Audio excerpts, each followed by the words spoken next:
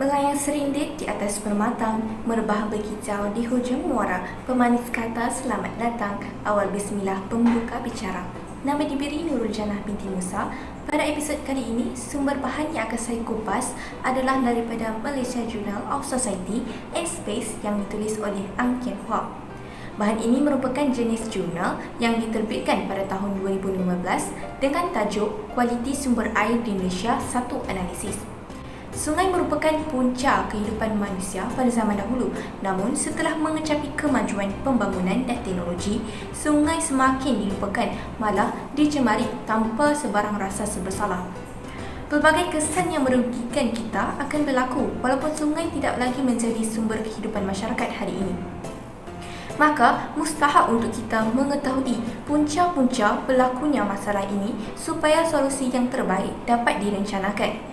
Objektif kajian ini adalah untuk meneliti punca dan kesan pencemaran sungai di Malaysia. Metodologi kajian yang digunakan adalah melalui pengumpulan data, pemerhatian dan analisis dokumen. Pertama sekali, saya akan kupas tentang ciri-ciri fizikal sumber air. Air merupakan molekul polar yang terdiri daripada H2O yang mempunyai cas negatif pada atom oksigen dan cas separuh positif pada kedua-dua atom hidrogen, menyebabkan air menjadi dua kutub kekal. Badan air boleh mengandungi pelbagai molekul organik dan bukan organik dalam larutan dan campuran. Hanya molekul air yang tulen boleh diganggu atau dicampur dengan bahan-bahan asing untuk menghasilkan bentuk molekul lain di mana ianya juga dikenali sebagai air tercemar. Kehadiran benda asing dalam air semula jadi adalah petanda bahawa air telah tercemar. Terdapat bermacam kategori bahan pencemar. Antara yang dapat saya ulas dalam bahan ini adalah pertama, pencemar organik yang terdiri daripada bahan organik yang terdegradasi dengan pantas dan berpotensi untuk menyebabkan kekurangan oksigen di badan air. Kedua, pencemar bukan organik terdiri daripada logam dan bahan sebahagian organik yang lain. Ketiga, pencemar mikro. Contohnya total coliform dan fecal coliform sangat mudah dijumpai kerana kemudahan untuk bakteria ini bergerak ke dalam air larian permukaan adalah melalui sumber antropogenik atau limpahan pembentungan. Bawaan air ini dapat menyebarkan pelbagai penyakit.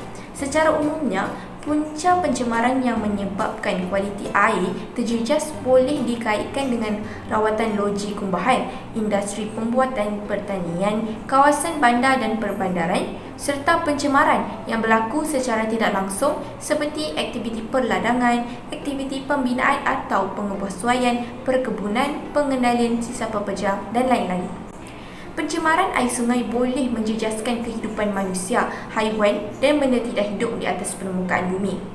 Kesan pencemaran air boleh dikategorikan seperti berikut.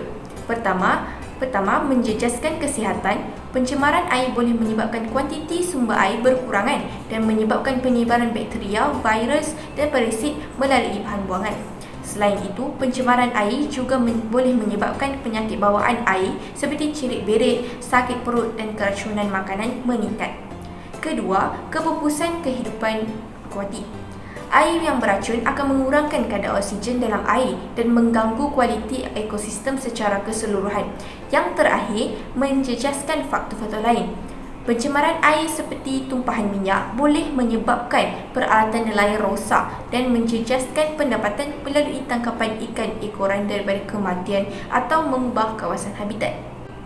Kesimpulannya, pelbagai aktiviti manusia secara langsung atau tidak langsung telah menyebabkan pelbagai kerosakan terhadap sumber air.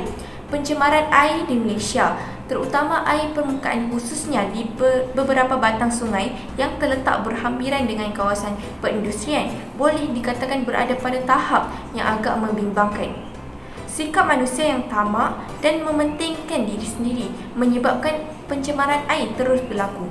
Masalah ini terus menghantui kehidupan manusia sendiri.